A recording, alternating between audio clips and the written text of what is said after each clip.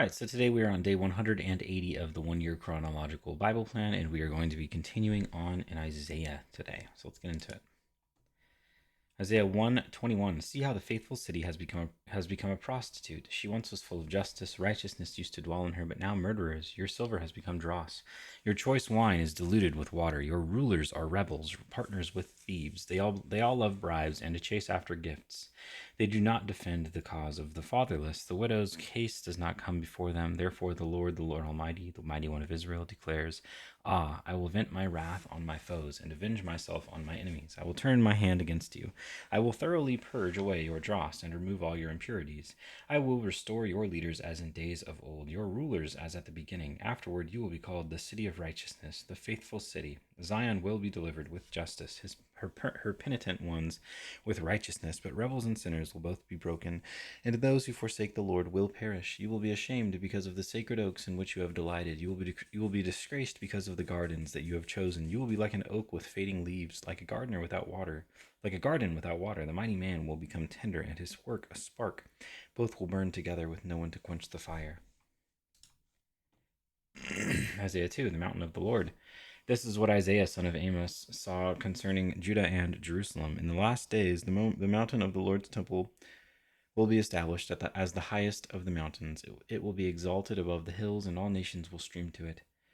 Many peoples will come and say, Come, let us go up to the mountain of the Lord, to the temple of the God of Jacob. He will teach us his ways, so that we may walk in his paths. The law will go out from Zion, the word of the Lord from Jerusalem. He will judge between the nations, and will settle disputes for many peoples. They will beat their swords into plowshares, and their spears into pruning hooks. Nation will not take up sword against nation, nor will they train for war any more. Come, descendants of Jacob. Let us walk in the light of the Lord, the day of the Lord. You, Lord, have abandoned your people, the descendants of Jacob. They are full of superstitions from the east. They practice divination like the Philistines and embrace pagan customs. Their land is full of silver and gold. There is no end to their treasures. Their land is full of horses. There is no end to their chariots. Their land is full of idols. They bow down to the work of their hands, to what their fingers have made. So people will be brought low, and everyone humbled. Do not forgive them. Go into the rocks, hide in the ground from the fearful presence of the Lord and the splendor of his majesty. The eyes of the arrogant will be humbled, and human pride brought low. The Lord alone will be exalted in that day. The Lord Almighty has a day in store for all the proud and lofty, for all that is exalted, and they will be humbled, for all the cedars of Lebanon tall and lofty, and all the oaks of Bashan, for all the towering mountains and all the high hills, for every lofty tower and every fortified wall, for every trading ship and every stately vessel. The arrogance of man will be brought low, and human pride humbled. The Lord alone will be exalted in that day, and the idols will totally disappear. People will flee to caves in the rocks and to holes in the ground from the fearful presence of the Lord and the splendor of his majesty. When he rises to shake the earth in that day, people will throw away to the moles and bats their idols of silver and idols of gold, which they made to worship. They will flee to caverns in the rocks and to the overhanging crags from the fearful presence of the Lord and the splendor of his majesty when he rises to shake the earth. Stop trusting in mere humans who have but a breath in their nostrils. Why hold them in esteem? Isaiah 3, Judgment on Jerusalem and Judah. See now, the Lord Almighty, is about to take from Jerusalem and Judah both supply and support, all supplies of food, and all supplies of water, the hero and the warrior, the judge and the prophet, the diviner and the elder, the captain of 50 and the man of rank, the counselor, skilled craftsman, and clever enchanter. I will make mere youths their officials. Children will rule over them. People will oppress each other, man against man, neighbor against neighbor. The young will rise up against the old, the nobody against the honored. A man will seize one of his brothers in his father's house and say, You have a cloak, you be our leader. Take charge of this heap of ruins. But in that day he will cry out, I have no remedy. I have no food or clothing in my house. Do not make me the leader of the people. Jerusalem staggers, Judah is falling. Their words and deeds are against the Lord, defying his glorious presence. The look on their faces testifies against them. They parade their sin like Sodom. They do not hide it. Woe to them. They have brought disaster upon themselves. Tell the righteous it will be well with them, for they will enjoy the fruit of their deeds. Woe to the wicked, disasters upon them. They will be paid back for what their hands have done. Youths oppress my people, women rule over them. My people, your guides, lead you astray. They turn you from the path. The Lord takes his place in court. He rises to judge the people. The Lord enters into judgment against the elders and the leaders of his people. It is you who have ruined my vineyard. The plunder from the poor is in your houses. What do you mean by crushing my people and grinding the faces of the poor? Declares the Lord Almighty. The Lord says, the women of Zion are haughty, walking along with outstretched necks, flirting with their eyes, strutting along with swaying hips, with ornaments jingling on their ankles. Therefore the Lord will bring sores on the heads of the women of Zion.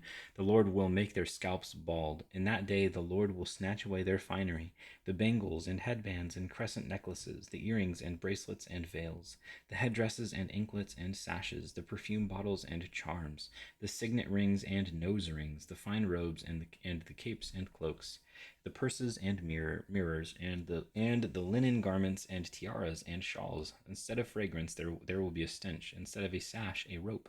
Instead of instead of well dressed hair, baldness. Instead of fine clothing, sackcloth. Instead of beauty, branding. Your men will fall by the sword, your warriors in battle. The gates of Zion will lament and mourn. Destitute, she will sit on the ground. Isaiah 4. In that day 7 women will take hold of one man and say, we will eat our own food and provide our own clothes. Only let us be called by your name. Take away our disgrace. The branch of the Lord. In that day the branch of the Lord will be beautiful and glorious, and the fruit of the land will be the pride and glory of the survivors in Israel. Those who are left in Zion, who remain in Jerusalem, will be called holy, all who are recorded among the living in Jerusalem. The Lord will wash away the filth of the women of Zion. He will cleanse the bloodstains from Jerusalem by a spirit of judgment and a spirit of fire. Then the Lord will create over all of Mount Zion and over those who assemble there a cloud of smoke by day and a glow of flaming fire by night. All over everything the glory will be a canopy. It will be a shelter and shade from the heat of the day, and a refuge and hiding place from the storm and rain. Isaiah 5, the Song of the Vineyard. I will sing for the one I love, a song about his vineyard. My loved one had a vineyard on a fertile hillside. He dug it up and cleared it of stones, and planted it with the choicest vines. He built a watchtower in it, and cut out a winepress as well. Then he looked for a crop of good grapes, but it yielded only bad fruit. Now you dwellers in Jerusalem and people of Judah, judge between me and my vineyard. What more could have been done for my vineyard than I have done for it? When I looked for good grapes, why did it yield only bad? Now I will tell you what I am going to do to my vineyard. I will take away its hedge, and it will be destroyed. I will break down its wall, and it will be trampled. I will make it a wasteland, neither pruned nor cultivated. And briars and thorns will grow there. I will command the clouds not to rain on it. The vineyard of the Lord Almighty is the nation of Israel, and the people of Judah are the vines he delighted in. And he looked for justice, but saw bloodshed, for righteousness, but heard cries of distress, woes and judgments. Woe to you who had house to house and joined field to field till no space is left, and you live alone in the land. The Lord Almighty has declared in my hearing, surely the great houses will become desolate, the fine mansions left without occupants. A 10-acre vineyard will produce only a bath of wine. A bath is about 6 gallons of wine. A homer, which is about 360 pounds of seed, will yield only an ephah of grain, which is about 36 pounds of grain. Woe to those who rise early in the morning to run after their drinks, who stay up late at night till they are inflamed with wine. They have harps and lyres at their banquets, pipes and timbrels and wine. But they have no regard for the deeds of the Lord, no respect for the work of his hands. Therefore my people will go into exile for lack of understanding. Those of high rank will die of hunger, and the common people will be parched with thirst. Therefore death expands its jaws, opening wide its mouth. Into it will descend their nobles and masses, with all their brawlers and revelers. So people will be brought low, and everyone humbled, the eyes of the arrogant humbled. But the Lord Almighty will be exalted by his justice, and the holy God will be proved holy by his righteous acts. Then sheep will graze as in their own pasture. Lambs will feed among the ruins of the rich. Woe to those who draw sin along with cords of deceit, and wickedness as with cart ropes.